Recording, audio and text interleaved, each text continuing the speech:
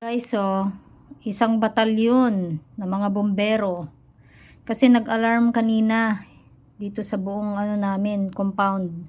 So, grabe ang dami nilang dumarating. Siguro mga 5 na yan. Mula dyan, hanggang doon sa loob. Ang dami nila, grabe. Ewan ko kung ano na naman dyan yung nasusunog sa namin.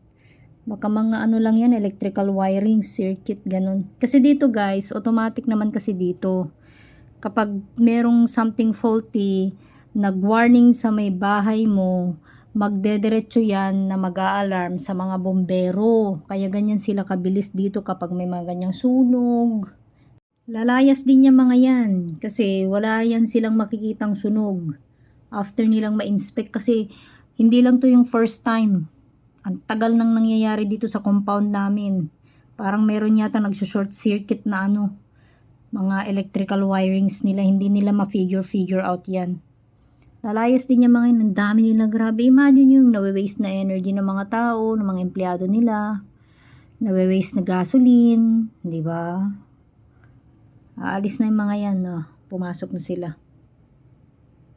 Okay, ganyan naman kaganda ang serbisyo dito sa Hong Kong. Talaga namang naka-alerto sila. Kakatuwa din.